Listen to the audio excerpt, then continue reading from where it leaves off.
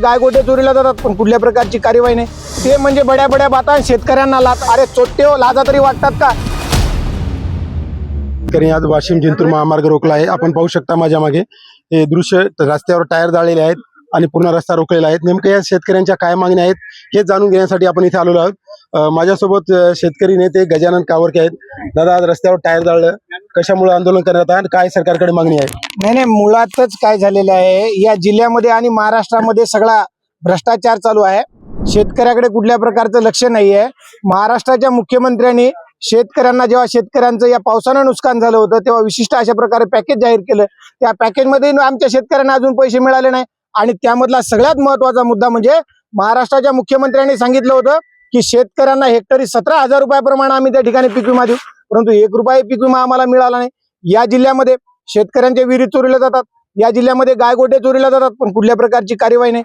या जिल्ह्यामध्ये अवैध त्या ठिकाणी बोगस जैविक औषधांचा त्या ठिकाणी ऊत आलेला आहे। जिल्ह्याचे जिल्हा कृषी अधिकारी लक्ष द्यायला तयार नाहीत।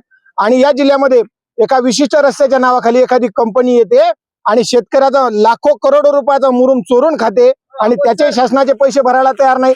म्हणजे या जिल्ह्यामध्ये चाललं तरी काय?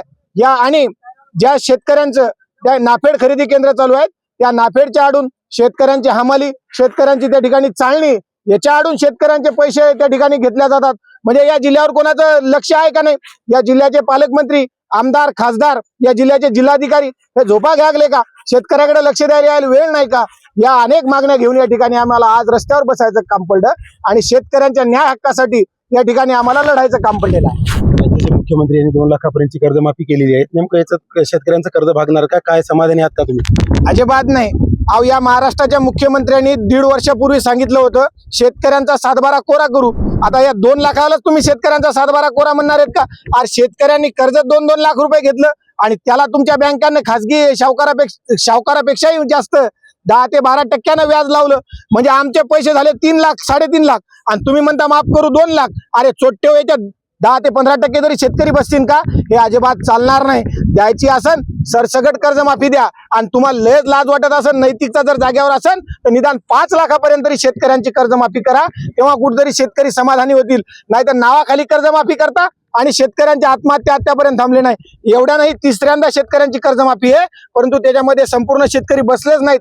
अरे चोट्टे हो, लाजा तरी वाटतात का? सरकार चालवता छत्रपती शिवाजी महाराजांच्या नावाखाली सरकार चालवता, डॉक्टर बाबासाहेब आंबेडकरांच्या नावाखाली त्या ठिकाणी तुम्ही सरकार चालवता, नव्हे तर महापुरुषांचे नावं घेऊन तुम्ही सरकार चालवता। अरे त्यांचं अनुकरण करा आणि शेतकऱ्यांना न्याय द्यावा, तेव्हा कुठेतरी शेतकरी समाधानी होतील। अतिवृष्टी झाली होती, मात्र शासनाने याची मदत केली आहे।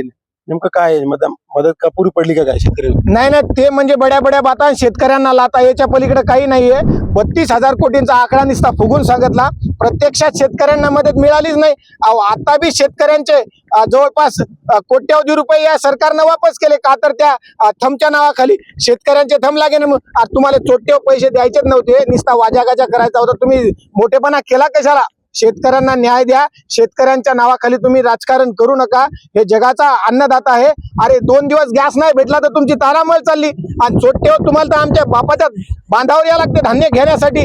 अजून धान्य कोणाच्या अदानीच्या अंबानीच्या कारखान्यात तयार झालं नाही, ते आमच्या बापाच्या शेतावरच झालं। म्हणून शेतकऱ्याप्रती जराशी तरी जागरूकता ठेवा, शेतकऱ्यांना न्याय द्या, शेतकऱ्यांना असं शेतकऱ्यांच्या हातावर तुरू देण्याचं काम करू नका, अशी ही आमची शेतकऱ्यांची मागणी आहे। नक्कीच या वर्षी मोठ्या प्रमाणात अतिवृष्टी झाली होती। शासनाने जे शेतकऱ्यांना जे नुकसान भरपाई दिली होती ती कुठेतरी नुकसान भरपाई सांगितली आणि कमी दिली, त्यासाठी अनेक समस्या घेऊन आज शेतकरी रास्ता रोको आंदोलन करत आहे। आता नेमकं रास्ता रोको आंदोलन करत आहे, नेमकी काय प्रमुख मागणी आहे? आज रस्त्यावर टायर जाळून तुम्ही शासनाचा निषेध करता, नेमकी काय मागणी आहे तुमची? मागण्या तर भरपूर येतात, त्यातमध्ये जिल्ह्याची विशेषतः मागणी म्हणजे अशी की आमच्या इथले तालुक्यातल्या विहिरी गेल्या चोरीला। नाफेडची परिस्थिती आज आम्हाला 100 रुपये घ्यायले कुंटला माग। त्याचप्रमाणे कल्याण टोलचं जे आहे त्याच्यावर संबंधित जिल्हाधिकाऱ्याच्या आशीर्वादानं लाखो रुपयाचा निधी त्यांना आज लुटून ते जिल्हा लुटून चालला ते आज बाहेर। आज त्याच्यावर कारवाई होईना।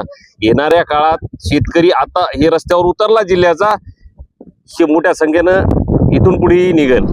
विहिरीत चोरीला गेलाय म्हणतात, नेमकं काय प्रकरण आहे हे? प्रकरण म्हणजे याच्यातनी संगनमतान झालं, बीडीओ ते वरचे जिल्हा परिषदेचे अधिकारी याच्या संगनमतान झालं, काही त्याच्यात शेतकरी येत त्याने ते हे केलेलं आहे, सर्व गोष्टी चोरीला गेल्या विहिरी।